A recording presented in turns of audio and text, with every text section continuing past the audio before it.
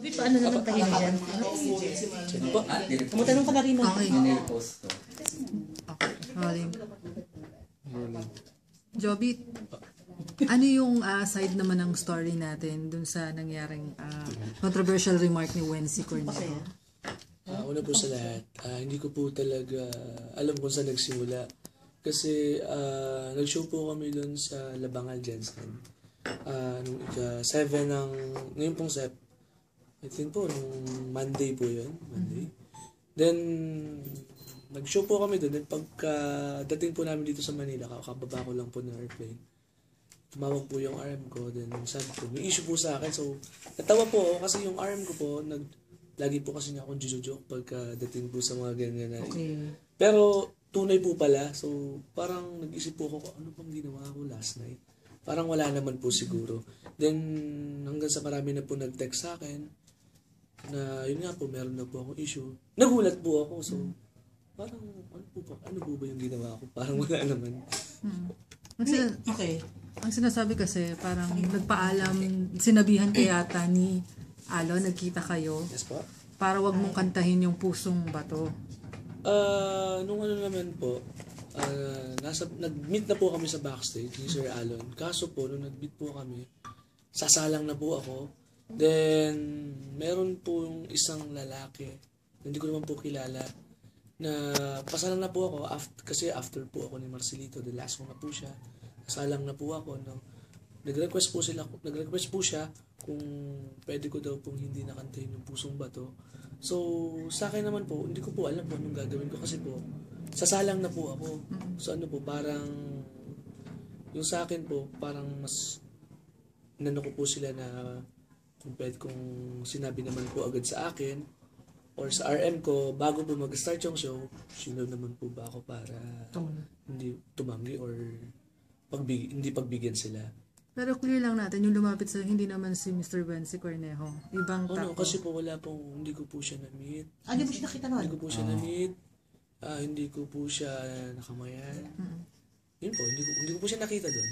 Pero alam ko po siya, napupunta doon kasi po, nakita ko po yung name niya na nandun. Okay. Jobit, ano ba yung naging mag-uusap niyo nung tao na lumapit sa'yo? Ano ba, in-explain mo sa kanya mabuti na Opo. Bali po, sabi po niya sa akin, kung pwede daw po na hindi ko pwedeng kantahin yung Pusong Bato. So ngayon po, ang ask ko naman, nung pagkasabi po niya na pwedeng palitan mo yung song, yun po, sasalang na po ako. I think po, mga 2 minutes na lang, sasalang na po ako. So, wala na po akong magagawa kasi yung material ko po and yung road manager ko po, ando na po sila sa tech booth. Okay. So, kung nasabihan nga po agad ako.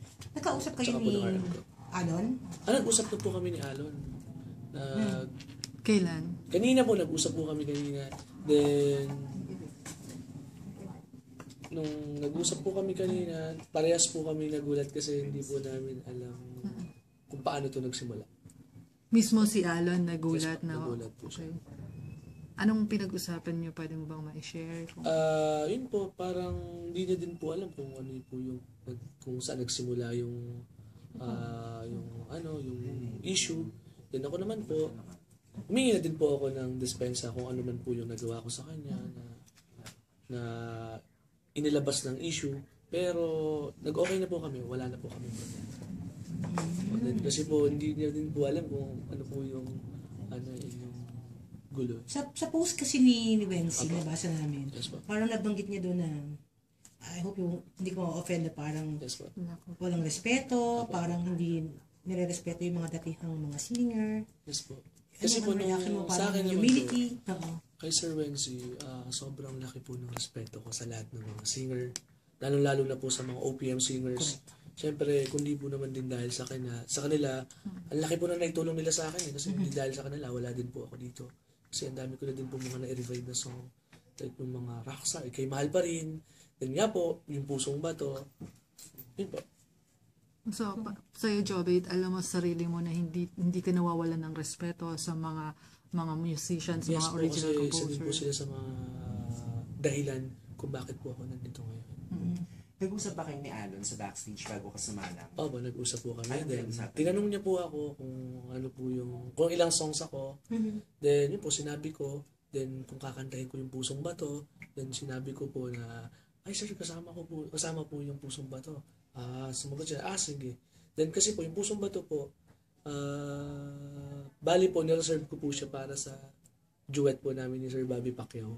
Kasi makikipag-duet po Pero siya. request yun. Yes po. Siguro po, ang pinagkulang ko lamang po sa kay Sir Alon, yung nakalimutan ko lang po siya na i-mention. Kasi po, sa sobrang excited ko po mag-perform. Hindi ko na po alam kasi nangyayari sa stage kasi sobrang saya na po. Ang dami nang nangyayari, kaya nakalimutan ko po na i-acknowledge si Sir Alon. Yun. Yes. Tapos nabanggit mo, nag-usap na rin kayo, di ba? Nag-usap Kanina? na po kami, yes po. Did you clarify? Nagkaklaruhan na kanina? Opo, nagkaklaruhan na po kami kanina. Then, sabi niya po, papa-interview po siya. Then, ilalabas niya po yung tinext ko sa kanya na good naman po. Bad po. Jovit, bali, ilang beses mong nakanta yung Pusong Bato? Saan po? Sa Jensen po? Kasi sabi mo parang nag-request pa si Bobby Pacquiao, di ba? Yes, For bali duet. po, isang beses ko po kinanta yung Pusong Bato na hati po kami ni Sir Bobby. Then, duet nga po kami. Then, nag-request pa po si Sir Bobby ng isa pang duet na ako po yung nag-keyboard. Pagsubok. Then, ako po yung nag-keyboard. Then, meron pong isang umakit na girl na boy na nakipag-duet sa akin kaso wala po akong material. Nag-acapella po kami ng Sayang na Sayang. How does it feel na ang dami ring fans kasi yun ng Bash kay Wency? Apa. Ano na reaction about that na yun? About- Nagahanga mo? Siyempre po, nagpapasalamat po ako sa lahat ng mga walang sawang sumusuporta sa akin. Tatanggol. Kasi po, hindi din po sila makapaniwala na gagawin ko daw po yun. Kasi yung iba po, mga kaibigan ko na po sa pool, na, ay, kilala ko yan. Hindi yan kayang gawin yan. Yun ba? Any message for Wency? Wala naman. Yun nga po, ang message ko lang po kay Sir Wency. Siyempre po, Sir, sobrang respeto ko po. Sobrang laki po ng respeto ko sa lahat po ng mga legendary singers like you po. Siyempre, kayo po, idol na idol ko po kayo from After Image. And ngayon po, kaya nagpapasalamat pa rin po ako sa inyo. Dahil kung di po dahil sa inyo, wala rin po ako dito. Pero Jovit, sa tingin mo ba mas pwede kang humiling na dapat siya yung mag-apologize kasi parang labas naman siya actually? Sa akin po, hindi ko na po kailangan. Kasi po, siguro po, marami na din po ako natutunan sa nangyari ngayon. Okay. Thank you. Pabot naman ako.